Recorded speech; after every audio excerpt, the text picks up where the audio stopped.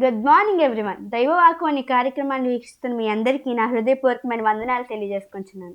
దేవుడు ఈరోజు మనతో మాట్లాడబోయే మాట ఏమిటంటే, మత్తయి సువార్త 7వ అధ్యాయం 7-8 వరకు.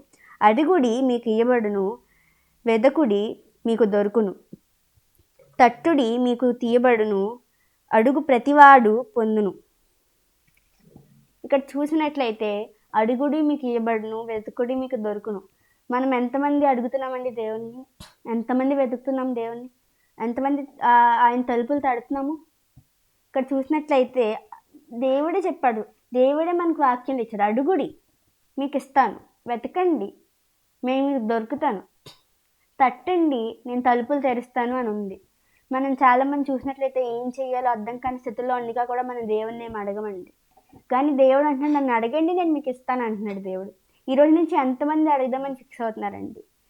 మీకున్న కష్టాల గురించి, మీకున్న బాధల గురించి దేవుని అడగాలండి. దేవుని అడిగితే దేవుడు ప్రతిదానికి ఒక సొల్యూషన్ ఇస్తాడు. ఇక్కడ చూసినట్లయితే మనం హన్నాని చూసుకోవచ్చు. హన్నాని ఒక ఎగ్జాంపుల్గా తీసుకోవచ్చు. తను పిల్లలు లేక చాలా బాధపడుతూ ఉంటుంది హన్న. చాలా బాధపడుతూ చాలా దుఃఖంలో ఉంటుందండి. చాలామంది కూడా చాలా బాధపడుతూ ఉంటారు. హన్నాలాగే చాలా సమస్యల్లో ఉంటారు. హన్న కానీ ఏం చేసిందంటే నిరాశలో ఉండిపోకుండా దేవుని సన్నిధికి వచ్చిందండి. దేవుని సన్నిధిలో మోకరించింది, దేవుని సన్నిధిలో ప్రార్థించింది. నన్ను ఎవరైనా చూస్తున్నారు, నన్ను వాళ్ళు చూశాను అనుకుంటారేమో, వాళ్ళు చూసి ఏమనుకుంటారు, అదేమీ పట్టించుకోలేదు. ఈవెన్ ద ప్రీస్ట్ థాట్, అంటే దైవ సేవకుడు అనుకున్నాడు ఏమో మద్యం తాగొచ్చిందేమో అనుకున్నారు. అంటే అంతలా లీనమైపోయి దేవుని సన్నిధిలో అడిగిందండి. ఎందుకంటే ద సీక్రెట్ ఈజ్, అడగండి నేను మీకు ఇస్తాను, వెతకండి నేను మీకు దొరుకుతాను. అడగండి అని దేవుడు చెప్పాడు కాబట్టి హన్న అక్కడ ఎంతో వేదనతో ఎంతో బాధను అక్కడ వ్యక్తం చేస్తూ అడిగిందండి దేవుణ్ణి. దేవుడు ఒక గొప్ప ప్రవక్తని హన్న చేతిలో పెట్టారు.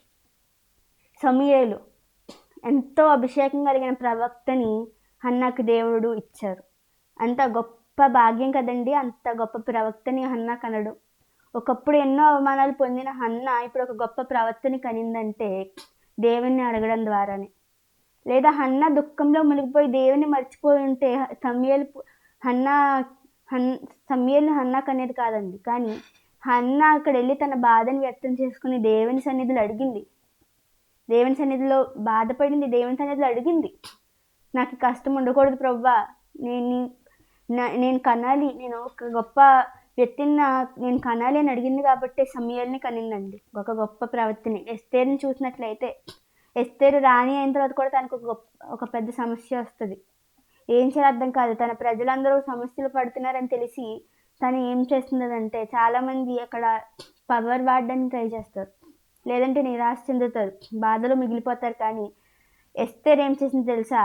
The one and only power she had is God. తన నమ్మిన దేవుడు గొప్పవాడు. మనం నమ్ముతున్న దేవుడు చాలా గొప్పవాడండి. ఎస్తేరు అడిగింది దేవుణ్ణి, ప్రార్థించింది ఎస్తేరు, ఈ సమస్య దూరం అయిపోవాలి ప్రభువా, ఈ సమస్య ఉండకూడదని. కష్టపడి దేవుని ప్రార్థించింది, గొప్ప మేలులు దేవుడు చేశారు. ఆ కష్టాలన్నీ ఎస్తేరుకు దూరం అయిపోయేటట్టు చేశారు. ఎంతమంది రోజు నుంచి దేవుడిని అడుగుదామని ఫిక్స్ అవుతున్నారండి?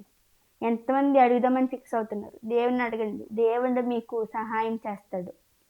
ఈ రోజు నుంచి మీరు దేవుడిని అడిగినప్పుడు దేవుడు మీకు ఉత్తరం ఇస్తాడండి. మీరు వెతికినప్పుడు దేవుడు దొరుకుతాడు మీకు, మీరు తట్టినప్పుడు దేవుడు తలుపులు తెరుస్తాడు. ఈరోజు మీకు నేను అడిగే క్వశ్చన్ ఏంటంటే, ఎంతమంది బైబిల్లో ఒక విషయం కోసం అడిగి దాన్ని పొందుకున్నారు?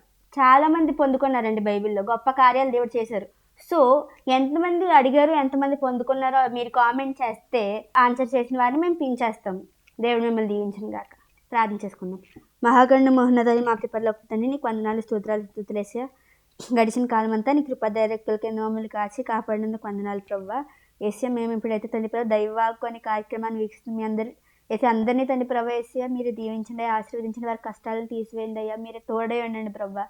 ఏసా, మేము తండ్రి ప్రభు అడిగి మేము పొందుకునే భాగ్యాన్ని మాకు దయచేయమని యేసు దివ్యనామం అడుగుచున్నాం తండ్రి, ఆమేన్.